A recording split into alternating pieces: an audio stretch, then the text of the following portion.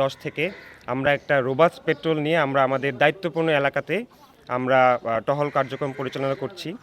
আপনারা সবাই অবগত আছেন আগামীকালকে 12ই ফেব্রুয়ারি ত্রয়োদশ জাতীয় সংসদ নির্বাচনের যে ভোট অনুষ্ঠিত হবে এটা সকাল 8টা থেকে শুরু হবে এবং তারই পরিপ্রেক্ষিতে আমরা আমাদের যে নিরাপত্তা কার্যক্রম আছে র্যাপিড অ্যাকশন ব্যাটালিয়নের তরফ থেকে আমরা সেটা সর্বোচ্চ স্তরে আমরা সেই নিরাপত্তা ব্যবস্থা গ্রহণ করেছি এবং আমরা আমাদের যে সকল স্থানে আমাদের পেট্রোলগুলো চলমান আছে সেই স্থানগুলো হলো ঢাকা 6 এবং 7, এটা আমাদের দায়িত্বপূর্ণ এলাকা এবং আমরা আমাদের পেট্রোল প্রত্যেকটি কেন্দ্রে আমরা আমাদের পেট্রোল পৌঁছেছে এবং তাদের সাথে কথা বলেছে এবং তাদেরকে আমাদের সমস্ত বিষয়ে নিরাপত্তা বিষয়ে আমরা আশ্বস্ত করেছি।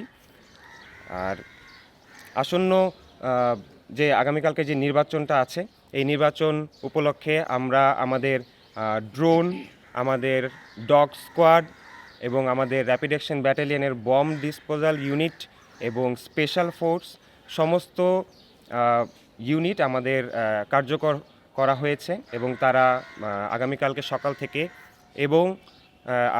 সকাল থেকে নির্বাচন পরবর্তী 2 দিন তারা মাঠে কার্যকর থাকবে এবং আপনাদের মাধ্যমে আমি দেশবাসীকে এবং আমাদের এলাকার সমস্ত সাধারণ জনগণকে আমি এটা আশ্বস্ত করতে চাই যে কোনো ধরনের গুজব এবং নাশকতামূলক কোনো কর্মকাণ্ড যদি ঘটে আমরা সেগুলো নির্মূল করার জন্য আমরা সচেষ্ট আছি এবং আমরা এই ধরনের নাশকতামূলক কর্মকাণ্ড এবং এই নির্বাচনকে বানচাল করতে যেই হোক না কেন, যে স্তরের লোকই হোক না কেন, আমরা তাদেরকে ধরতে সক্ষম হব। এই সক্ষমতা আমাদের আছে, আমাদের র্যাপিড অ্যাকশন ব্যাটালিয়নের এই সক্ষমতা আছে।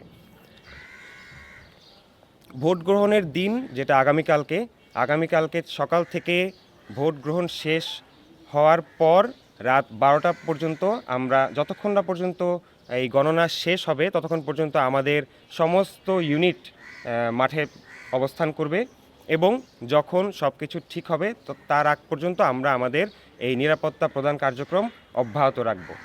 আপনাদের সবাইকে এখানে আসার জন্য অনেক ধন্যবাদ জানাচ্ছি। আচ্ছা, আপনাদেরকে আমি নিরাপত্তা সংক্রান্ত একটু আপনাদেরকে আমি ধারণা দিতে চাই। আমরা সার্বিক নিরাপত্তার আমরা একটা স্তর, প্রথম যে স্তরটি আছে সেটা হলো পুলিশ, আনসার বাহিনী এবং বিজিবি। তারা সর্বপ্রথম নিরাপত্তার প্রথম ধাপটুকু সম্পন্ন করবেন। দ্বিতীয়, যদি এর থেকে কোনো গুরুতর কোনো ঘটনা ঘটে যেটা পুলিশ, আনসার বাহিনী এবং বিজিবির সমন্বয়ে এটা মানে নির্মূল করা সম্ভব হচ্ছে না, সেক্ষেত্রে আমাদের র্যাপিড অ্যাকশন ব্যাটালিয়ন, আমাদের সেনাবাহিনী এবং অন্যান্য সমস্ত আইনশৃঙ্খলা রক্ষাকারী বাহিনীর মাধ্যমে আমরা সেটা নির্মূল করার চেষ্টা করব।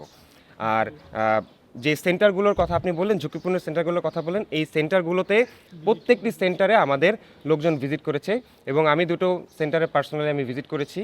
ওখানে আমি যে দেখেছি যে কিছু একটা ঝুঁকিপূর্ণ প্রবলেম আছে, আপনি যেটা বললেন যে দেয়াল ভাঙা, লোকজন ঢুকে পড়তে পারে, এটা আসলে নির্বাচন কমিশনের যে লোক আছে তাদের মাধ্যমে এটা আসলে সমাধান করা উচিত। কারণ আসলে আমরা ওই জায়গাটুকু পর্যন্ত আসলে মানে কাজ করতে পারবো না, কারণ এটা আসলে নির্বাচন কমিশনের ব্যাপার। কারণ তারা হলো সেন্টারগুলো তাদের আন্ডারে, তাদের দায়িত্বে, তাদের যারা প্রিজাইডিং অফিসার আছেন তাদের দায়িত্বে, এবং প্রিজাইডিং অফিসার যদি মনে করেন যে এই সেন্টারে এই জায়গায় নিরাপত্তা আমাদের দেয়া প্রয়োজন, তারা যদি আমাদের সাথে যোগাযোগ করেন আমরা সমন্বয় করে তাদেরকে সেই নিরাপত্তাটুকু প্রদান করব। ধন্যবাদ। জি জি। আজকে সকাল থেকে দেখলাম যে ঠাকুরগাঁওতে একটা